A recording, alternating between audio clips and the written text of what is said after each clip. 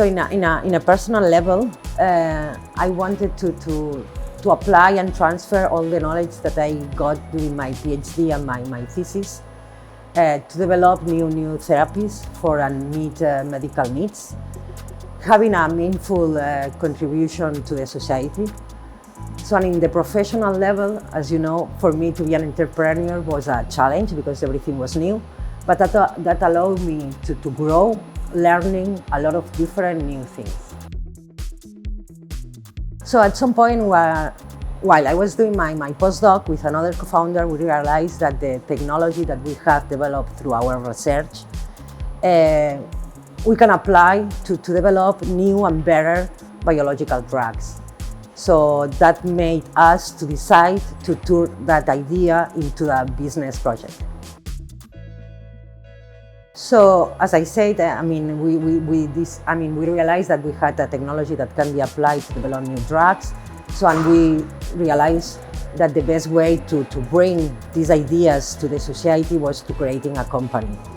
So, when we start, the first years was basically validating technologically and commercially our ideas. But then in 2019, we decided to move to gene therapy field, because we thought that in this field we can contribute and our technology can have a huge impact on developing new drugs to treat diseases that were not possible treated with other approaches. So our team has changed and grown significantly over time.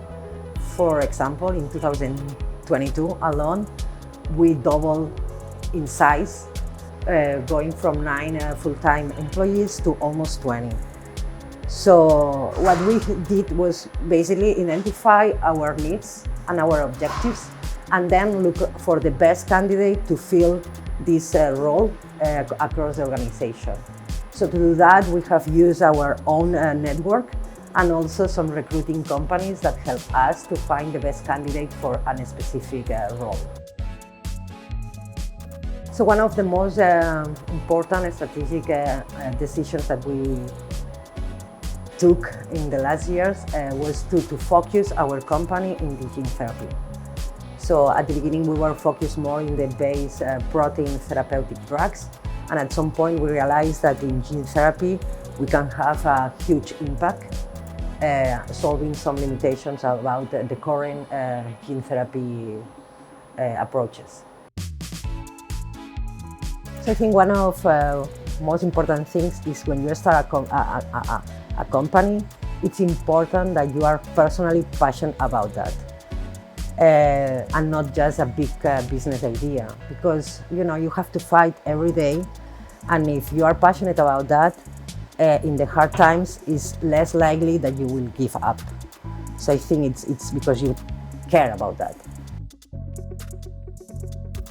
I think you should have a diverse team, and the best that try to find the best candidate that you can hire. I think this is a big asset in a startup, to have a very diverse team that everyone contributes with their knowledge to the company.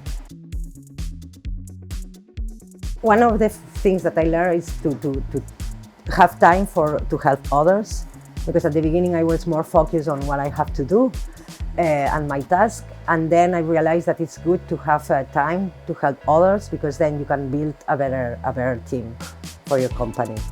So another thing that I learned is there are companies that only celebrate the big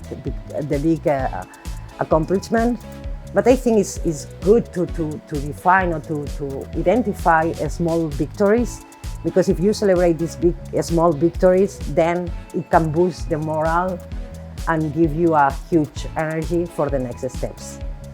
And of course, another thing that I learned is everything take a longer time than expected, so you should get realistic about the timelines. So I think it's important to start talking with investors from the very beginning, although knowing that you are not going to get invested by them at that point. But I think it's important and help start to build this relationship, to understand what they need to see to have a yes later on. I mean, I'm not gonna specify deadlines because of confidentiality reason, but our key milestones in the next years is to complete the development process for our candidate.